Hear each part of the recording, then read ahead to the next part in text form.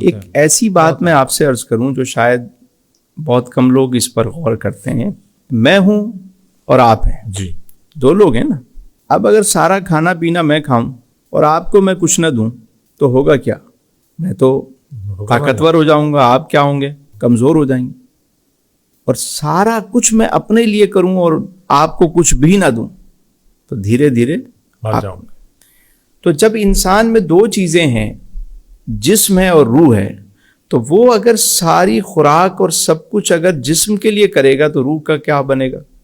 اور دیکھیں، جسم اس مٹی سے بنا تو اس کی خوراک بھی یہیں کی ہے، روح یہاں سے نہیں بنی، اس لیے اس کی خوراک بھی یہاں کی نہیں ہے. واہ واہ واہ واہ، جسم مٹی سے بنا، سبحان اللہ، خوراک زمین سے ملے گی، سبحان اللہ، اور روح وہاں سے آئی تو اس کی خوراک بھی وہیں سے. سبحان اللہ. ایک بندہ ہے، اس نے رپورٹس کروائیں، میڈیکل ساری رپورٹس کلیئر ہے. وہ کہتے ہیں جی آپ کو کچھ بھی نہیں ہے بابا، ٹھیک ہے آپ بہترین ہے، کوئی رپورٹس آپ کی ساری صحیح ہیں. وہ کہتا ہے نہیں جی میرے اندر ایک عجیب سی بے قراری ہے، بے چینی ہے، میں بہت ڈسٹرب ہوں. کہ بھائی سب کچھ صحیح ہے، آپ نہیں پتہ نہیں کیا ہے، میں ڈپریشن ہے، عجیب قسم کی انزائٹی ہے، میں سمجھ نہیں پا رہا اس کی وجہ کیا ہے. وجہ یہ ہے کہ باڈی تو صحیح ہے، اس کی روح بیمار ہے. واہ. اچھا، اب کبھی کوئی کہہ بھی دینا کہ یار تم روحانی طور پہ دکھاؤ، تو وہ چلا جاتا ہے عاملوں کے پاس اور وہ اس کو لگا دیتے ہیں ٹرک کی بتی کے پیچھے کہ تم جناب بکرا دو تو صدقہ دو تو یہ کرو تو وہ کرو تو فلاں کرو. وہ اس کو دوسرے راستے پہ لگا دیتے ہیں.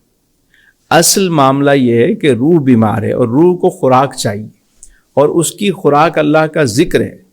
واہ واہ واہ، اس کی خوراک رزق حلال ہے، اس کی خوراک جو ہے وہ معاف کرنا ہے. واہ واہ واہ.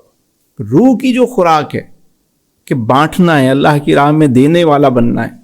واہ واہ. تو جب روح کی خوراک نہیں ملتی تو روح بیمار ہونا شروع ہو جاتی. اور اس وقت جو سب سے زیادہ اینٹی ڈپریشن چیزیں چل رہی ہیں، اس کی وجہ یہی ہے کہ لوگوں کی روح جو ہے نا وہ بیمار ہے، اس کے لیے کوئی کام نہیں ہو. سر آپ کے اس اہم نقطے پر میں غور کر رہا ہوں تو میں محسوس کر رہا ہوں کہ ہماری جتنی بھی یہ سسٹم دنیا ہے جس میں ہم رہ رہے ہیں، ہمارا سماج ہے، ہمارا معاشرہ ہے، سارا کا سارا باڈی کے لیے کام کر رہا ہے. ہماری ہر ضرورت، ہمارا پورا بزنس، سب کچھ باڈی کے لیے. روح کے لیے تو ہماری سوسائٹی میں کچھ بھی نہیں ہے ہمارے پاس. یہ تو میں آج اس بات پر غور کر رہا ہوں.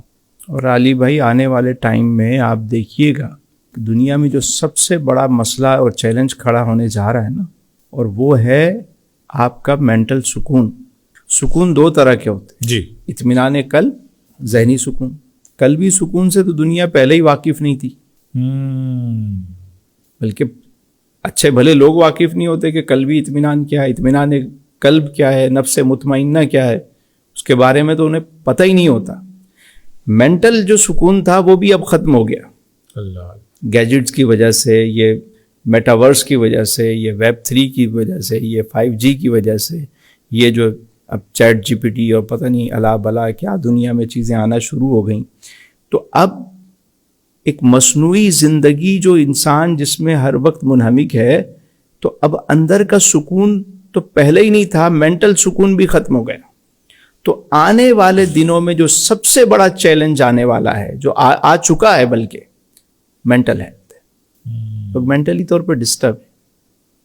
اینٹی ڈپریشن میڈیسن، سکون آور ادویات بڑھتی جا رہی ہیں. لوگ خود کش حملہ آور گھوم رہے ہیں. ذرا سا کسی کو آپ چھیڑ کے دیکھیں تو روح پر کام کرنا، روح کو اس کی غذا دینا.